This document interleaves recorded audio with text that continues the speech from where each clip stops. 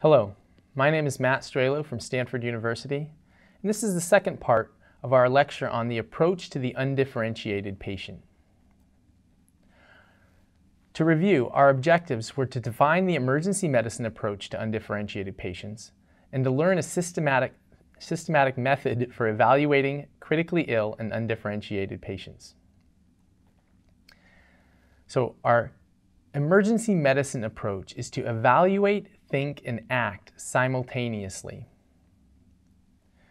And once we've done our initial management, we then are going to move on and reevaluate the patient while still thinking and acting simultaneously.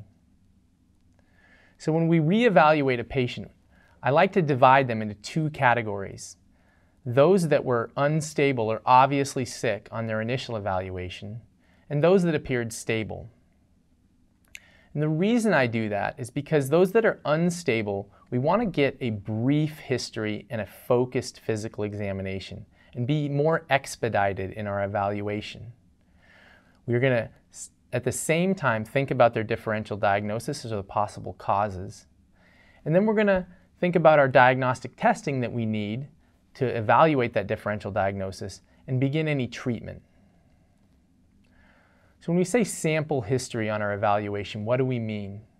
Well, we mean a simple method for obtaining the key information. And a sample history includes the symptoms, allergies, medications that the patient's on, any past medical history, their last meal, and any events leading up to the visit. Symptoms are often broken down into the OPQRSTU format of onset, provocation, quality of the symptoms, whether they radiate, how severe they are, and when they started or when they stopped. I like to add U, or unifying symptoms, as well. And what I mean by that is, for example, if the patient comes in with abdominal pain, we would think about other complaints that are related to abdominal pain. So is the patient vomiting? Are they passing flatus? Are they bleeding? Other questions that help us get through our differential and put certain things as more likely than others. After we've obtained our sample history, or at the same time, we're going to be performing a focused physical examination. For example, in a patient with chest pain, we're not going to do an entire head-to-toe evaluation. We're going to focus on the key components, so like cardiac exam, lung exam, the upper abdomen, and then the musculoskeletal systems of the chest and back. Rather than an entire exam, this is going to allow us to get quickly through the patient's repeat evaluation. In a stable patient, we're going to take a little bit more time doing the history and physical, doing a complete history and a head-to-toe physical exam. We're still going to think about the differential diagnosis and about our workup and our treatment of these patients. Be careful. Patients that initially may be stable may become unstable, and if they do, they should be reevaluated going all the way back to your initial assessment. When I'm talking to the patients or I'm evaluating them, there's some rules that can help you not make mistakes and quickly form a bond with the patient. And that patient-provider bond is very important in making sure you're getting an accurate history and physical exam and giving you the best chance of getting the correct diagnosis. So make sure that you introduce yourself, that you sit down next to the patient, either on the bed or on a stool if at all possible. If the patient's stable, go ahead and listen to their complaint and let them talk for the first minute before interrupting or asking questions. Explain what will happen during the visit, as this is a time of great anxiety for most patients. Provide updates when you get more information, and remember to be helpful, like to ask them if they have family members that you can bring to the bedside.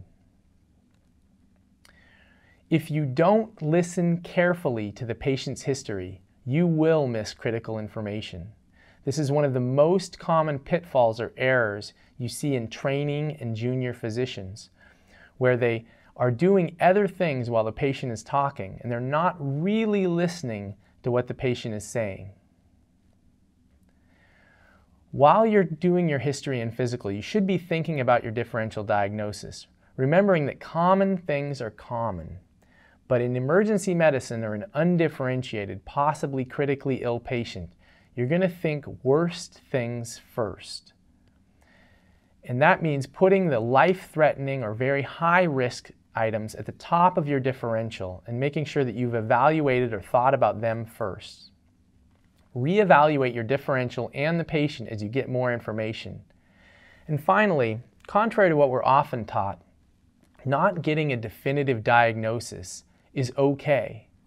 What you want to be able to do is tell that patient that they're safe to go home, or they're safe for right now, or they're stable and do not have a high-risk medical condition.